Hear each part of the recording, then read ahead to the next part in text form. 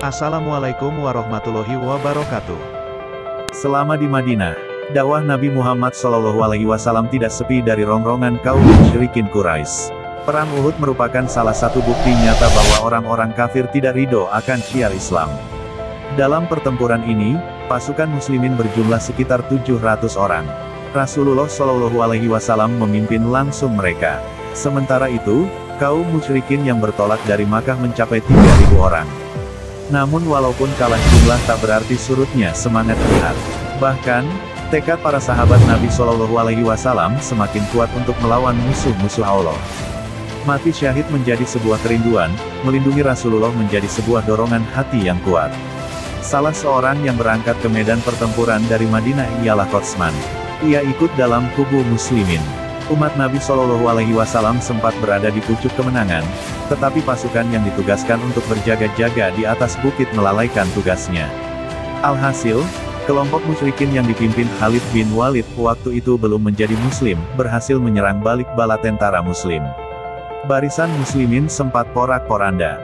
Bahkan, Nabi SAW mengalami luka-luka pada wajah beliau dan tak sedikit sahabat yang gugur di medan perang. Ketika pertempuran benar-benar usai, muslimin menderita kekalahan. Sementara, kaum musyrikin kembali ke Makkah dengan rasa puas karena dendam sejak perang Badar telah terlampiaskan. Tidak seorang pun di antara kita yang dapat menandingi kehebatan Qotsman, kata salah seorang sahabat. Sebab, Qotsman ditemukan telah ikut gugur dengan luka-luka yang banyak di sekujur tubuhnya. Mendengar perkataan itu, Nabi Muhammad SAW menjawab, "Sungguh, dia itu adalah golongan penduduk neraka." Para sahabat menjadi heran, bagaimana mungkin seseorang yang telah berjuang dengan begitu gagah berani di medan pertempuran justru akhirnya dimasukkan Allah Subhanahu wa Ta'ala ke dalam neraka.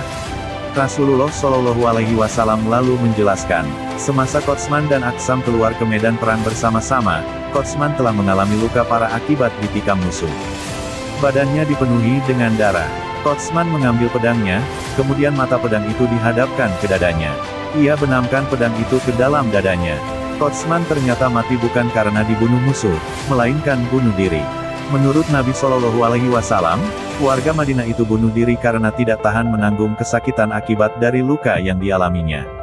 Nabi SAW juga mengungkapkan, sebenarnya sejak awal niat yang muncul dalam hati Qotsman sudah keliru.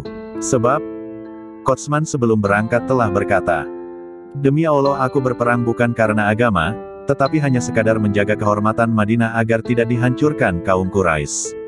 Aku berperang hanyalah untuk membela kehormatan kaumku." Maka dari itu, Rasulullah SAW mengingatkan para sahabatnya agar berhati-hati dalam memberikan penilaian. Belum tentu perbuatan yang tampak di mata orang-orang seperti amalan mulia benar-benar tulus. Bisa jadi justru sebenarnya tidak baik. Sesungguhnya seseorang tampak benar-benar beramal dengan amalan penghuni surga menurut pandangan manusia. Padahal ia termasuk penghuni neraka. Dan sungguh seseorang tampak beramal dengan amalan penghuni neraka menurut manusia, padahal dia termasuk penghuni surga. Semoga kita bisa mengambil hikmah dari kisah ini, meningkatkan ketakwaan kita kepada Allah Subhanahu wa Ta'ala. Tak lupa saya ucapkan terima kasih kepada sahabat semua yang sudah berkunjung ke channel ini. Jangan lupa untuk komen, like, share, subscribe dan tekan tanda lonceng di bawah ini agar channel ini bisa lebih berkembang dan bisa memberikan yang terbaik untuk Anda semua. Terima kasih. Wassalamualaikum warahmatullahi wabarakatuh.